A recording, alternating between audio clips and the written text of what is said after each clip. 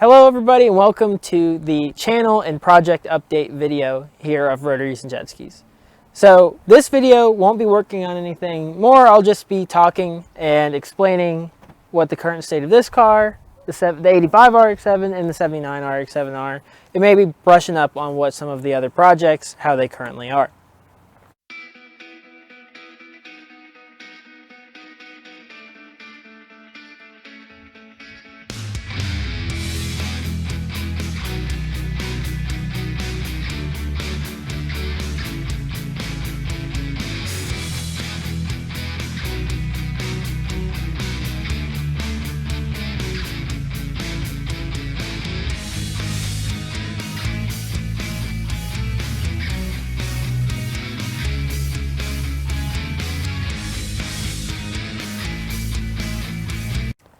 Now, so I guess we'll start with this car. So coming up real soon, I will actually be going to Import Alliance at Atlanta Motor Speedway. And believe it or not, this gem of an RX-7 actually got accepted into a showcase. It'll be in the Classic Car Showcase. I know I don't have many subscribers, but if you happen to be there and you want to say hi, come say hi if you see me. Hopefully, too, I will be making a video while I'm there, and y'all will be able to see what all I do while I'm there and get a little bit of footage of this car at the event.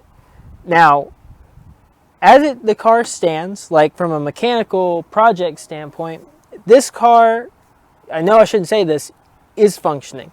The engine's good, the transmission's good, the diff's good, the brakes work, the tires hold air, they have tread on them, it's good.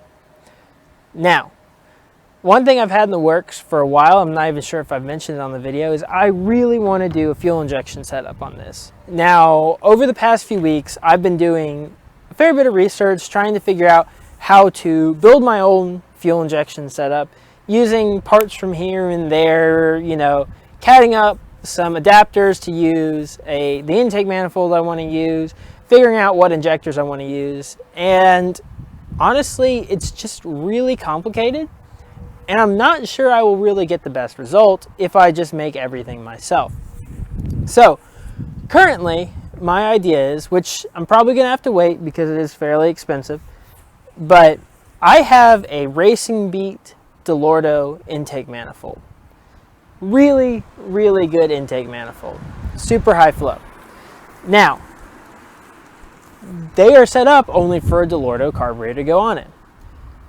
Now, I was thinking, and I'm like, what else is essentially, you know, a side draft's kind of like a two-barrel, not really, but what is there in the world of two-barrel fuel injection setup? Well, the most obvious thing is the Holley Sniper two-barrel fuel injection setup. Now, what my thoughts are is, what if I create an adapter from that DeLorto intake manifold onto a Holley two-barrel? Which I could then use the Holley Sniper 2-barrel, mount it sideways, and that could be my fuel injection setup. Now, I've done a little research. I think it is okay for the Holley Sniper to be run sideways. I can't see any reason why not. So I'm going to continue to look into that. So hopefully that can be a video in the near future. It'll honestly probably be a while. Now, some other things. I have some T3 adjustable control arms and tension rods that I really, really want to put on the car.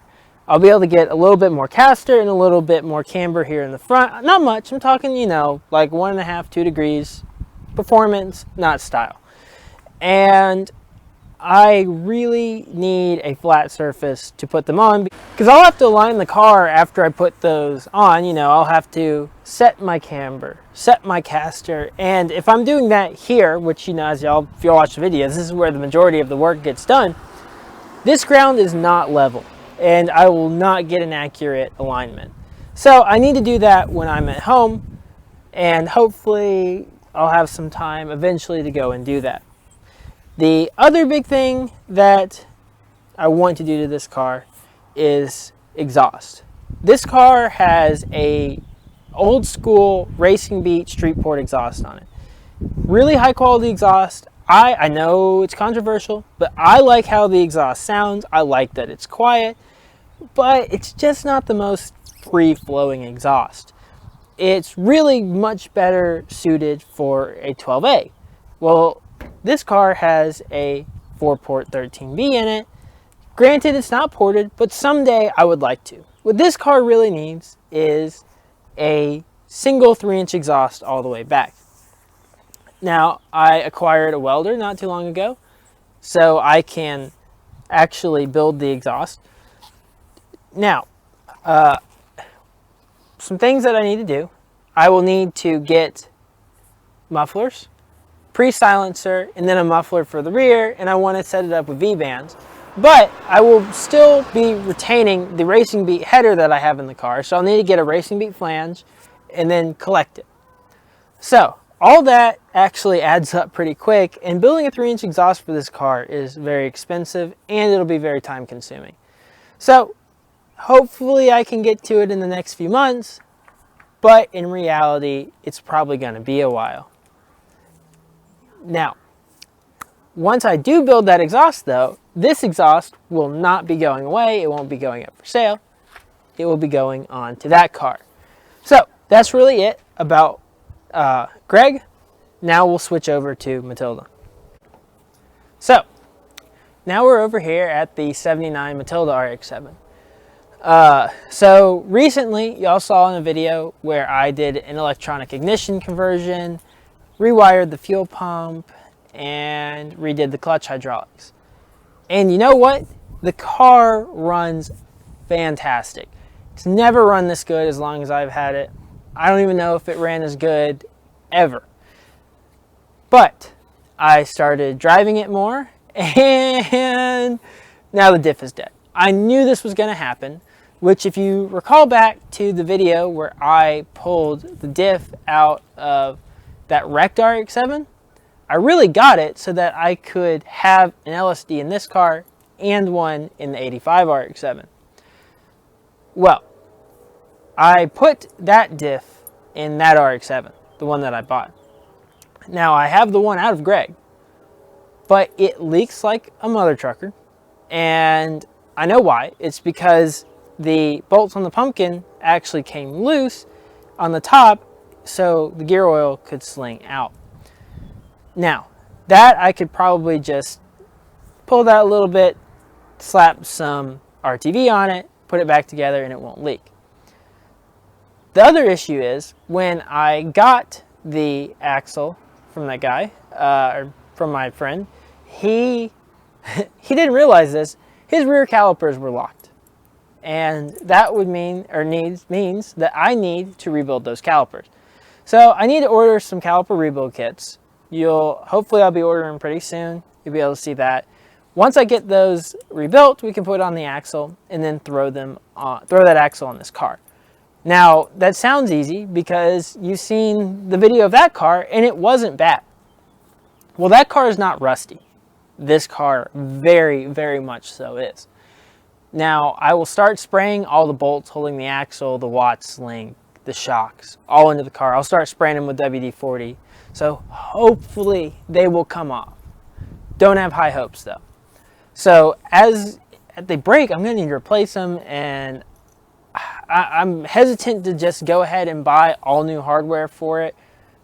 Just measure it all up, figure it all out, or if I should take the chance and just go for it. So that's where the car stands with the differential. Now I mentioned the rust. The rust in this car is bad. The floors aren't that bad, but in the rear where the dog legs are, it's pretty bad. Now, I acquired a welder, and eventually I will go through and I will probably just brace them. I'm not going to cut them out. I'm not going to replace them. I know I should, but I don't have the time or place to do that. So what I'm going to do is I'm going to brace it. Hopefully I can do that pretty soon. I may try and incorporate it together when I do the axle. Now, I said the floors aren't that bad. They're not that bad, but they're rusted out on the driver's side on the inside right along the door sill. Now, whenever I do the rust repair, I will plate that in as well. Now, when I got that axle, I also got a set of Racing Beat springs from my friend's car for this car. So I need to put those in, and you know, you're probably screaming, well, when you put the axle in, you can put those springs in the car. Yeah, I can put them in the rear. Can't put them in the front. And then we come back to our old friend, Mr. Rust. Taking the front end of this car apart, like to get the strut out, probably not going to be easy. Going to end up in a lot of broken bolts. Probably going to need to replace the shock. Now, the shocks, they're not that expensive. It's not that big a deal. But I don't really just want to, you know, just gung-ho and do it because, I mean, I don't need to at the moment. A lot of what happens in this channel is just out of necessity, not necessarily want. Primarily because of time and space. Now, that being said, I will be looking into getting new shocks so I can do that work. And, you know, the car will look so, not that it doesn't look good now, it will look so good once it's, you know, like an inch or so lower. Now, there's two other things that I want to do to this car. One will probably be happening right after this video. I will go ahead and do it, so I'll have a video for y'all this week because my current video plan, I started it, but I wasn't able to finish it, and it'll probably be a while before I can. But this car has the original radio in it and one working speaker. Now, this is the original radio from 1979. Not the greatest radio in the world, but it looks really cool.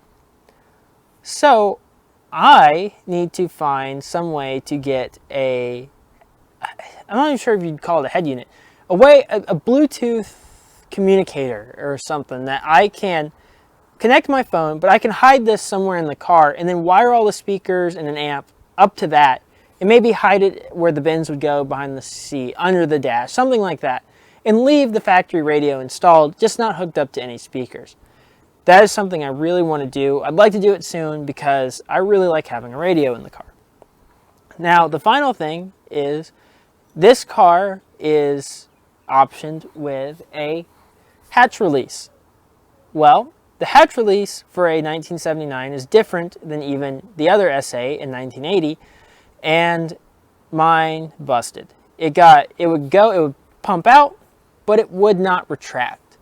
So I went home over the break, I dug around, and I found the one that was in our RX-78s, the Renesas swapped race car, which is the later style, but I will be installing it into this car. I'm going to make it work. So that will be the video that you probably either get, I don't know if you'll get this video first or you'll get that video first. So I think that's all that's going on with this car and that car. I'll give a quick update on the motorcycle, the KS125. It currently is still sitting apart. So you know that video, the latest video you saw of it was me rebuilding the carburetor. It's still have the carburetor off. It's all together, ready to go on. I bought a piston for it and a bearing. I just still am waiting on the cylinder to be machined. It was going to, but then there was a little bit of a mishap. It's all good, but it's going to be a little bit more time on that. My go-kart, which y'all haven't even seen the first video on that, because I really want to do a little bit more to it to put a video out, but is starting to make some progress. I need to order some parts to finish that. Now, one big thing that a lot of y'all probably ask yourself about this channel is, why is it rotaries and jet skis? Well, if you go way back, there is actually a video on my dad's 1980 JS440 where I put a new starter in it. Now, that is not the jet ski I am referring to from rotaries and jet skis. I have a 1987 Kawasaki JS550 that has a 650 swapped in it from a later Cowie. And that thing is broken. I mean, when I mean broken, I mean broken. It leaks. It doesn't run. It's ugly.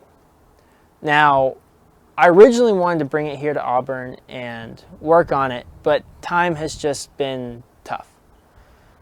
And space. Especially when I was going to bring it here, but then I got this car, which, you know, started taking up more of my time. And I got the motorcycle. So, and the go-kart. Maybe over the summer, I'll have some time to work on it. The big issue with it currently, and I'm going to take it all apart. It has no spark at this point, which is really annoying because I've put a lot of time into it. I've redone a lot of the electronics in it. It's just frustrating. That jet ski is very frustrating. But that maybe clarifies for y'all why this channel is Rotaries and Jet Skis. It's because of that jet ski. So, I think that is really all that I have for y'all. Hopefully y'all enjoyed getting a little bit of an update here. Again, don't forget Import Alliance here at the end of the month. And there are some other things in the workings. There might be some new projects coming up for y'all to enjoy. Not mine, just working with other people on their projects, and they've kindly let me film it. So you can look forward to that. Hopefully the next few weeks here shouldn't miss any videos. So thank y'all for watching. Hope you enjoyed this and now better understand what's going on with the channel. Thank you.